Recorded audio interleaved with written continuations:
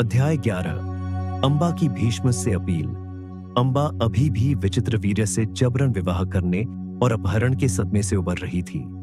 उसने भीष्म से मदद मांगने का फैसला किया। वह जानती थी कि भीष्म एक सम्मानित और न्यायप्रिय व्यक्ति थे और वह आशा करती थी कि वह उसकी अपील सुनेंगे और उसे अपनी दुर्दशा से बचाने में मदद करेंगे। अंबा ने भीष्म के पास जाकर उनके चरणों में गिरकर आंसू बहाते हुए कहा, हे भीष्म, मैं आपको अपनी बात सुनने के लिए कहती हूँ। मैं साल्वा सौभा के राजा से प्रेम करती थी और हमारी सगाई हो चुकी थी, लेकिन आपने मुझे अपहरण कर लिया और मुझे विचित्रवीर्य से विवाह करने के लिए मजबूर किया। भीष्म ने अंबा को देखा। उसके चेहरे पर करुणा और समझदारी के भाव थे।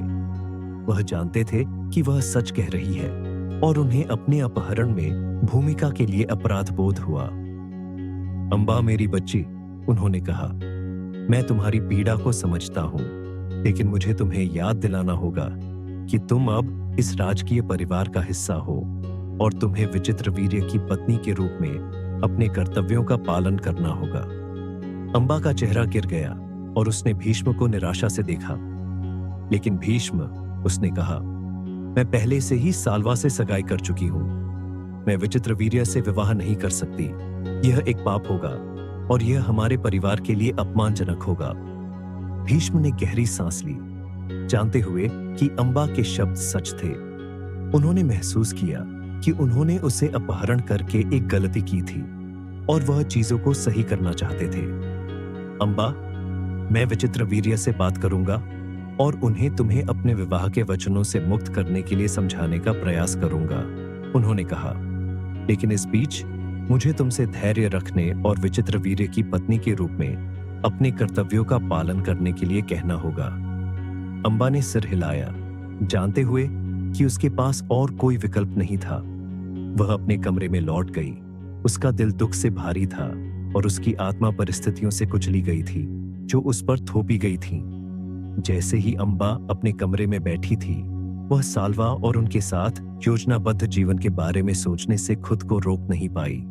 वह सोचती थी कि क्या वह उसे फिर से देख पाएगी या क्या वह इस निष्ठुर विवाह में फंसी रहेगी।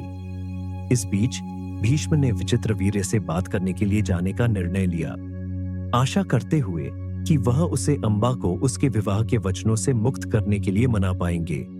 लेकिन विचित्रवीर्य ने सुनने से इनकार कर दिया और अंबा को छोड़ने से इनकार कर दिया।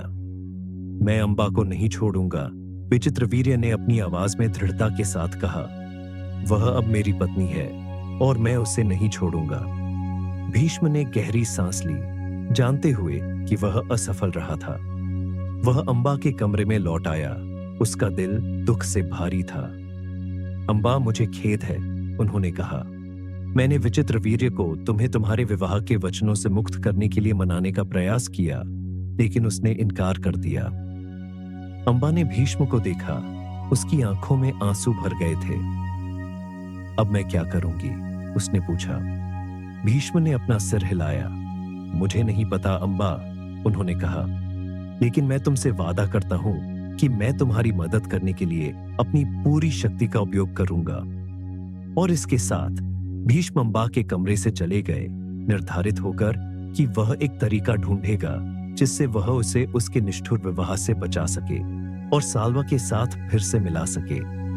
लेकिन वह नहीं जानता था कि उसके कार्यों के परिणाम दूरगामी होंगे और हस्तिनापुर का भाग्य हमेशा के लिए बदल जाएगा।